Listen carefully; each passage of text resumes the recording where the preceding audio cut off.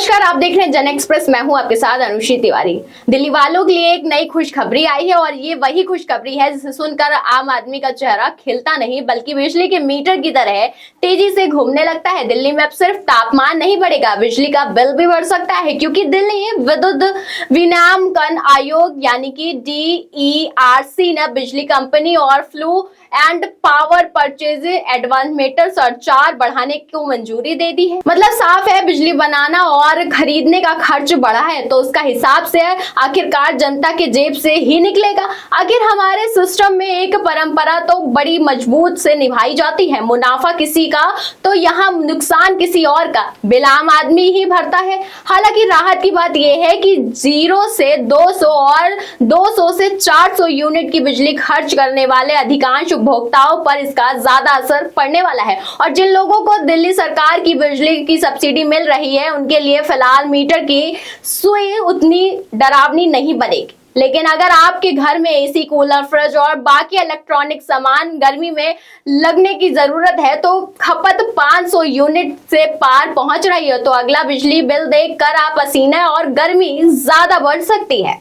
अब सवाल यह है कि क्या बढ़ती लागत का बोझ सिर्फ उपभोक्ताओं पर डालना समाधान है या फिर बिजली कंपनियों की कार्यप्रणाली पर खर्चों पर भी उतनी ही सख्ती नजर आएगी। फिलहाल दिल्ली वालों के लिए सलाह यही है कि बिजली बचाएं, क्योंकि आने वाले दिनों में हर यूनिट की कीमत वे पहले से ज्यादा महसूस कर सकती है। इसी मुद्दे पर देखिए हमारी ये खास रिपोर्ट। दरअसल वैश्विक तनाव और ऊर्जा संकट के चलते कोयले की कीमतों में बढ़ोतरी हुई है, साथ ही बिजली खरीदने की लागत से भी पहले मुकाबले काफी बढ़ गई है। ऐसे में बिजली वितरण कंपनियां लगातार आंतरिक वित्त दबाव की बात कर रही है।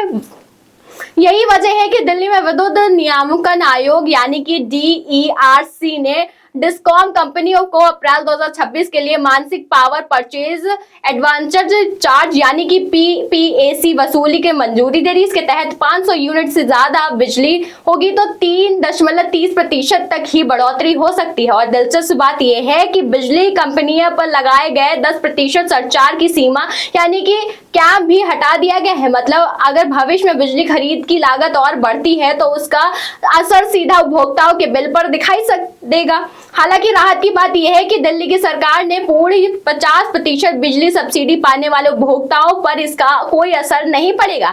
लेकिन जो उपभोक्ता सब्सिडी के दायरे से बाहर है, खासकर कार्यशैली उद्योगों और ज्यादातर बिजली खपत करने वाले घरेलू उपभोक्ताओं, उन्हें आने वाले महीनों में महंगी बिजली का झटका लग सकता है।